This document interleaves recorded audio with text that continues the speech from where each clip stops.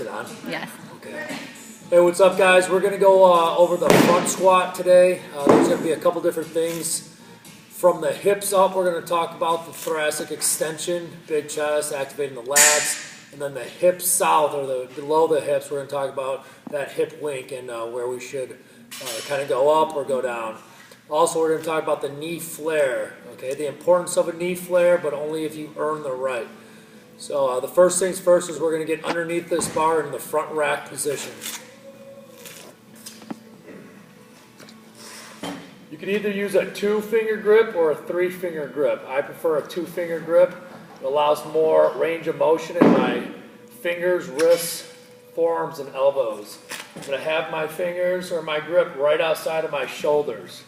From this point forward, I'm going to bring my elbows straight ahead and rest these on my anterior delts. Stand straight up with it. Take a step back. Now, if my elbows start to fade down, I'm going to feel a lot more pressure on my wrist, forearms, and elbows. This is going to minimize your strength and minimize your range of motion. So what we're going to do is bring these up. We're always going to be comfortable having our triceps as much parallel to the floor as possible. Now we're going to think about lat activation. So a thoracic or a spinal extension is always what we want to think about.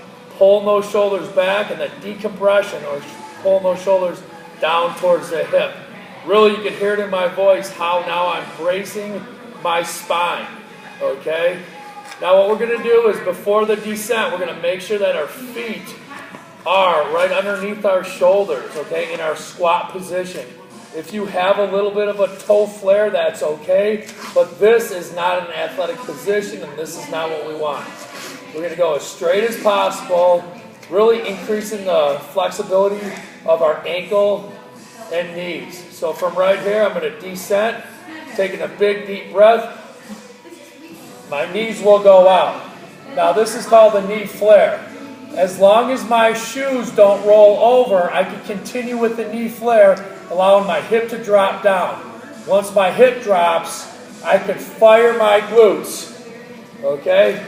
So what we don't want is so much of a knee flare that you roll onto the side of your feet. We want to be able to keep all the pressure on our heels, but also have our toes grounded as well. Really gripping the floor. Once we get that knee flare, it's an external rotation of the hip, getting that butt back, coming straight down.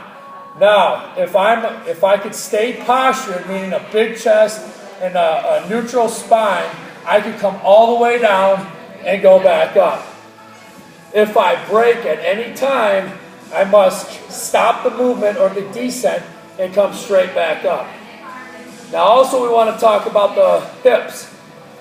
We want to make sure that our coach is to the side of us and making sure that our hip doesn't roll underneath our butt. If that happens, it's called the butt wink. We want to decrease the range of motion and fire back up in the hole. Out of the hole, excuse me. Coming down, making sure there's no butt wink. That means you're allowed to go as far down as possible, driving right back up through the balls, through the heels of your foot. Locking out every time.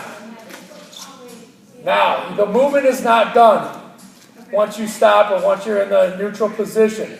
What you want to do is you want to walk it in all the way till it hits the J-cups and drop underneath it. Do not fish it in like this, okay? That is not an appropriate way or the correct way. After you're done with your front squat, walk it right in, and you're good to go. So that's the front squat. That's the right way to do things.